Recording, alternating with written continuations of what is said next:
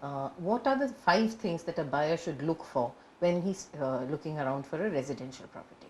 These are individuals. Individual should definitely see what the developer has delivered in the past, in the sense that he should go and see physically what is standing on the ground, if there is anything, and if it, because then he is buying something with his eyes open and not completely from a brochure. So buying off plan has certain risks involved, which can be mitigated from the consumer's point of view if he sees what has been delivered by the developer in the past. Number two, the financial background of the developer is very important.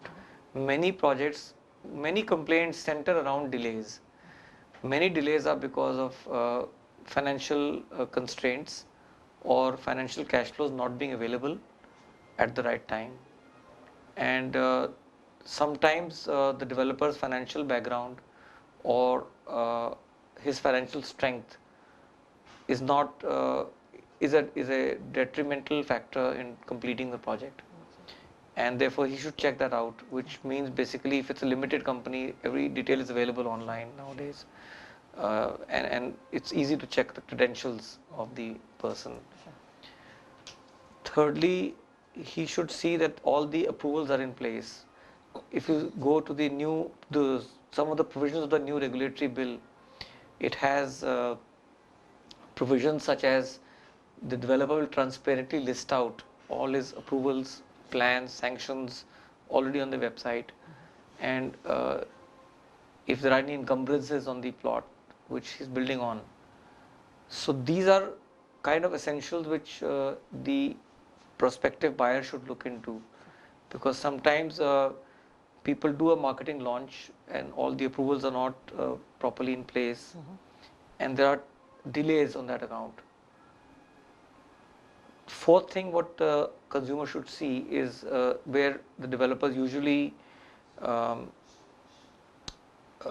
kind of try to take the shortcut, is to see the super area component. How much super area is being charged, and how much is he actually getting.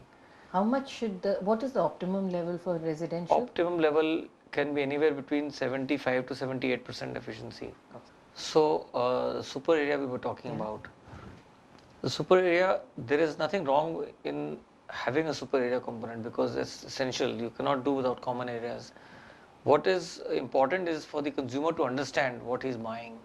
Again, my question comes to transparency, comes to being open-ended relationship with the consumer, so that he has the right to know what super area is buying and where is that going into. That's what the consumer should, he should be aware of what he's buying. And that's a critical area where he needs to understand what he's buying. Okay. And the fifth? Fifth is the actual product itself. Sometimes what has happened is I'm actually deducing from the knowledge which I have or we have achieved over a period of time, because consumers complain about this often, that they see the plans and they see that there are 3 bedrooms or 2 bedrooms or 4 bedrooms, and they will not go into the depth of what a 10 feet by 11 feet bedroom will actually be when it turns out. So they will buy off plan, and when they actually buy the product, it turns out to be very small. This is not just because of the super area component. This is because they have written the covered area on the brochure, but you do not imagine that a 10 by 11 will not be sufficient for a bedroom. And when it's actually there, then they are saying, my God, this is what we had bargained for. And that's one area which they should really look at. What is the way out for the consumer? Awareness, more awareness. Should they check out sample flats? Should check out sample flat and ask questions. When you're going to buy something, you must ask questions. We go to buy clothes, we ask 10 questions. We will return the shirt, it doesn't fit well. Why is the collar falling correctly or not correctly? We ask 10 questions. Why do we not do that? Why are we just looking at the broker or I have nothing against brokers. What I'm saying is that sometimes brokers are representing so many developers that they're not fully informed of the project themselves. They're not fully trained. We don't have a structured system of training of the brokers, and the developer is in a hurry to sell. So he will appoint a broker, the broker is in a hurry to sell as well. He will sell 10, 20 flats together. The consumer is in a hurry to make more money, or the investor is in a hurry to make money. So he will book those 5, 10 flats without looking at the floor plans. And therefore the chain continues. By the time the end consumer comes in, the awareness levels have gone down, the market is moved faster, and there is a pressure that if you don't buy, it will get sold off. So the consumer buys, and by the time he realizes that the product has come up, he will go and say, I don't like this. At best, the developer will say, if you don't like it, sell it in the market. The price has gone up, so consumer has made money on it. If he wants to, if he's so unhappy with the product, then he can exit, but he's still made money. The point is, has he got something that he originally thought that he's buying, that he originally perceived is buying? The answer is, to many of them, is no, because they were never probing enough in the beginning to go to the depth of seeing what they are buying. So this has to be very important, that whoever is buying the product must be completely aware.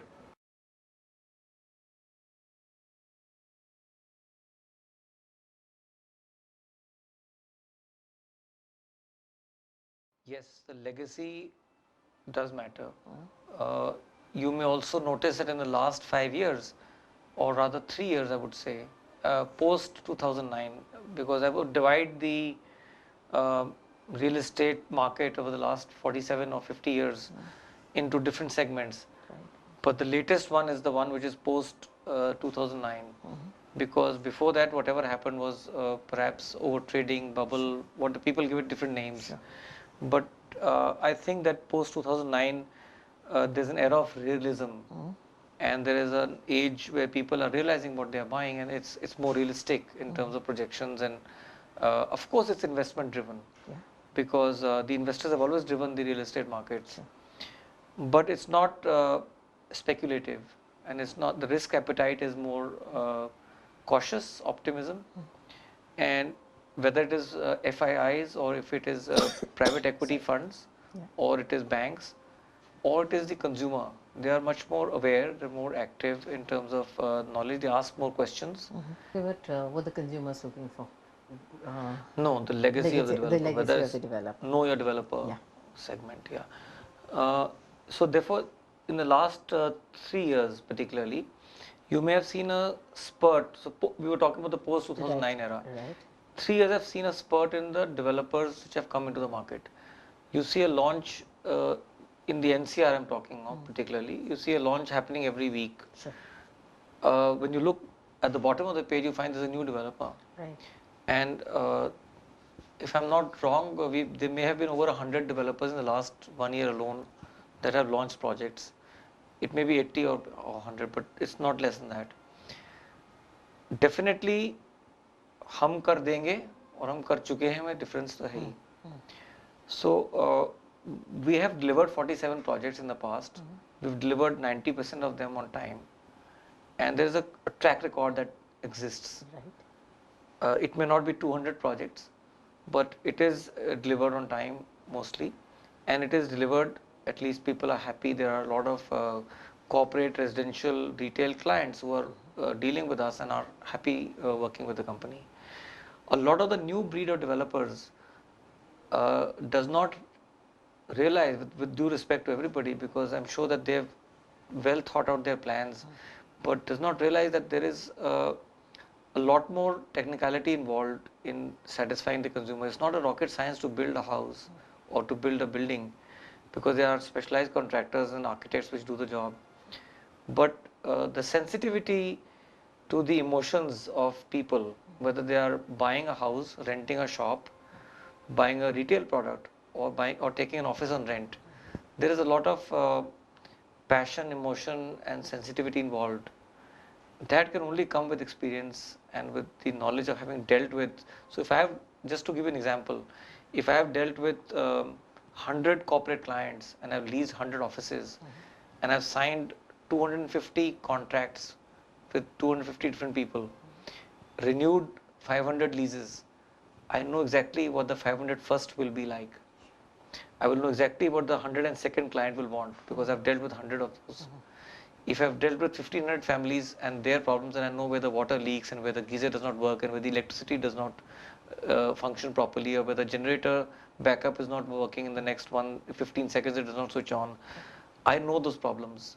Versus somebody who has got all the wherewithal, has got the best of architects, has got the best of brand names, but has no experience.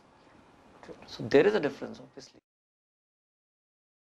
I think being the second or third largest employer in the country and one of the highest contributors to GDP, I don't remember the figures, but real estate is definitely a very important sector in the Indian economy. I think it has been given a stepchild treatment. It is not still recognized as an industry and does not have industry status, and that leads to the banks and the financial institutions looking at this sector uh, as a second option, no option at all actually, because they don't want to lend money. The rates of interest therefore are extremely high, because who lends money then? It's the private equity investors. The private equity investors or the lenders who come in, NBFCs or whatever institutions that come in, are charging interest ranging from 17 to 22%, and the private lending which goes on is as high as 36%. So ultimately, because of the policy guidelines not being clear enough or not being there, uh, the cost burden is passed on to the consumer, because the developer will not pay 36% or 22% or 18% compared to 5% internationally. And he will absorb that cost himself. He will not do that. He will pass on that cost to the consumer.